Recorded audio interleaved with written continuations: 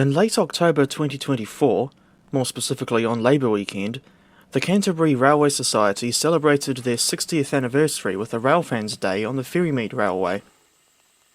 F13 and D140 were in steam again, but there were also appearances from electric locomotives EO3 and EC7, as well as DE511 and Vulcan Railcar RM56.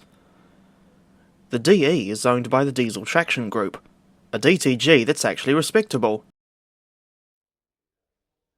When I went to the Plains Railway on Sunday the 27th, I was told that K88 was supposed to be at Ferrymead too, just like how D16 visited last year for F13's 150th birthday. Sadly, it didn't work out as planned. The Rogers K would have to be transported by road, and that turned out to be too expensive, if I recall correctly.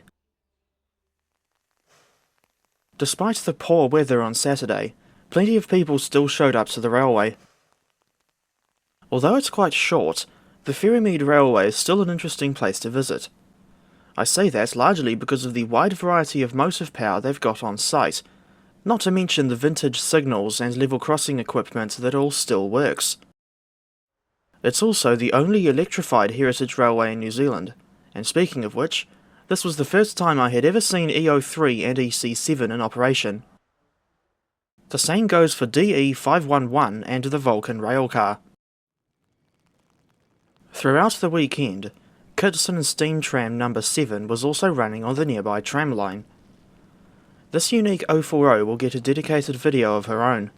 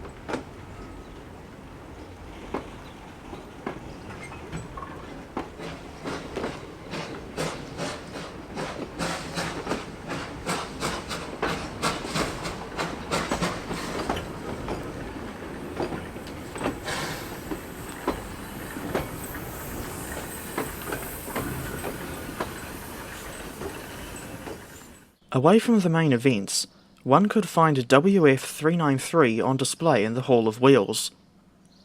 This 264 tank engine was built by A&G Price of Thames in 1904, as one in a class of 41 locomotives.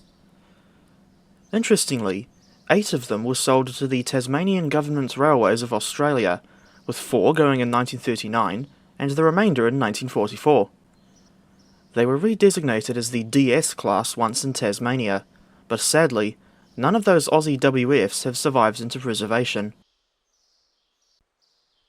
The WF class were well known for their work on the isolated Nelson section, which sadly closed in 1955. But fortunately, WF393 is not the only survivor of this class. There's also WF403 in Nelson and WF386, or rather, what's left of WF386, at Steam Incorporated's Paikakariki depot. Thinking back to 393, she doesn't look too bad considering the fact that she hasn't run under her own power since 1967. As for the Manning-Wardle locomotive that used to be in the Hall of Wheels, she's now parked at the back of the steam shed with CB113, W192, Heisler 1450 and WD357 for company. Meanwhile, F12 was hidden away in the carriage shed. As far as I know, she was relegated to nothing more than a spare parts donor for F13 many years ago. Another unusual find was C236, an 042 saddle tank built in 1874. This thing was originally based in a museum at Westport, and only brought to Christchurch earlier in 2024. The only other C-class tank engine in preservation is C132, and her home is the Silverstream Railway near Wellington.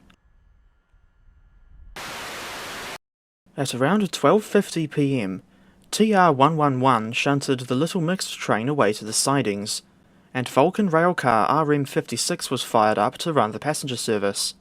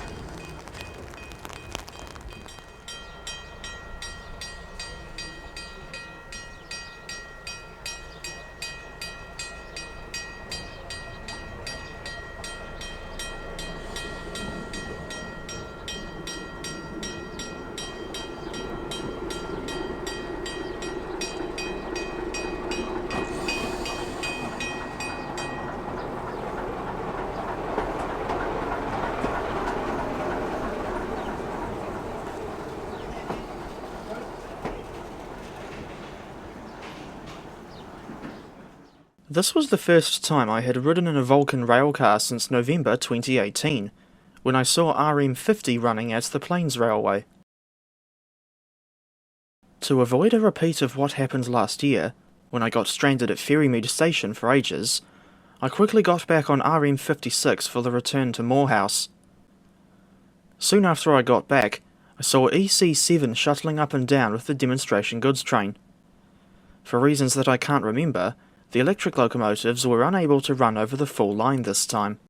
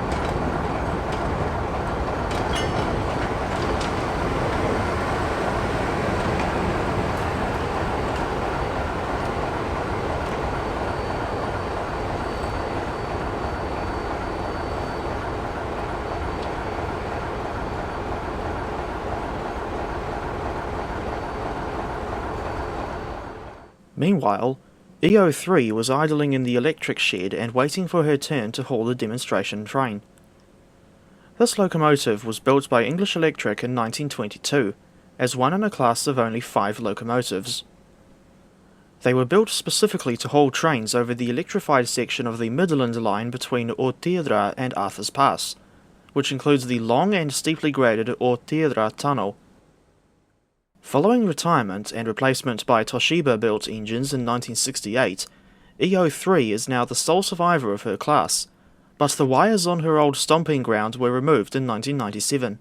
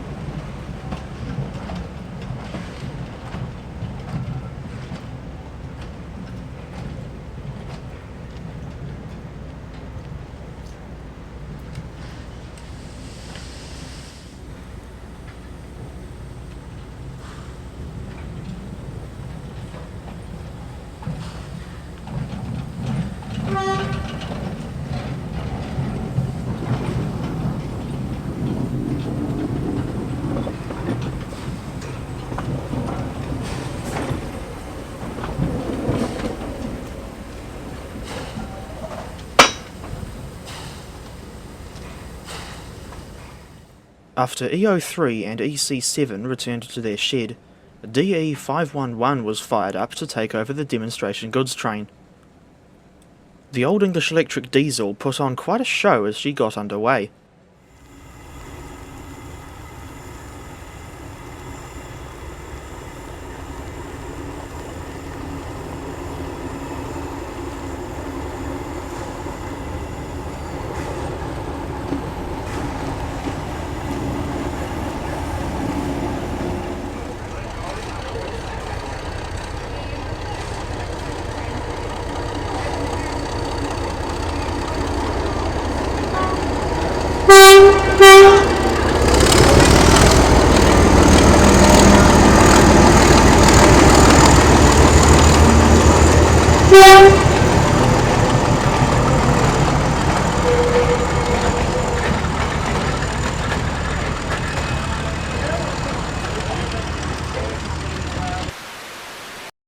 Later in the afternoon, F13 and D140 took out a longer passenger train for a special wedding charter.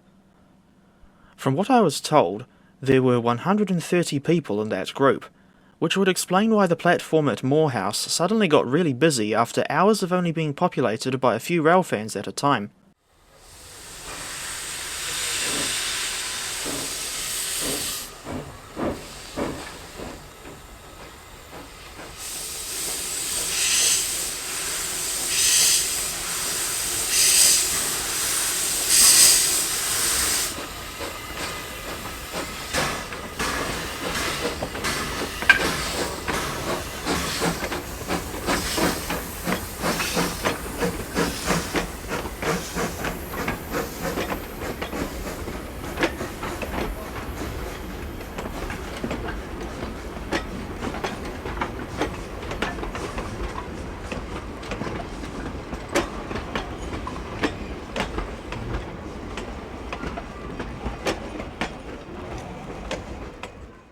My camera battery died as the train was being shunted into the platform, so I had to use my phone to record the rest of Saturday's Ferrymead footage.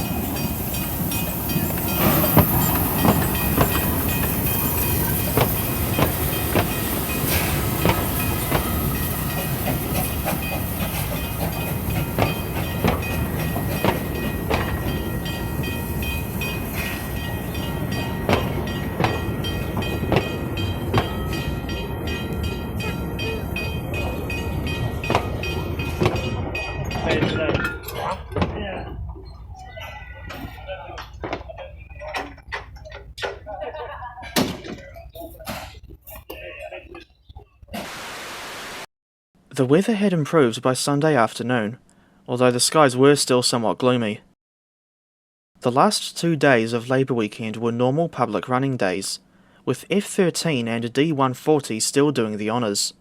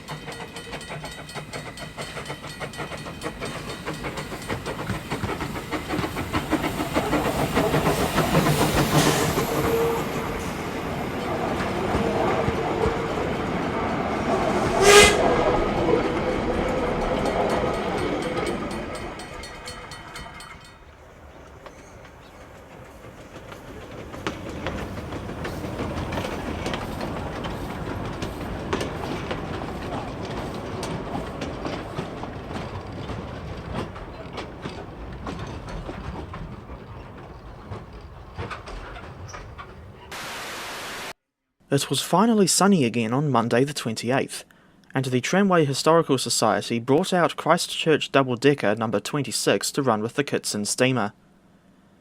As for the 3-foot 6-inch gauge line, they were now running just one train with D140 and F13 as a double-header. Meanwhile, WD357 was parked in a siding at Ferrymead Station, with open wagon LB4083 and fell brake van F624 for company.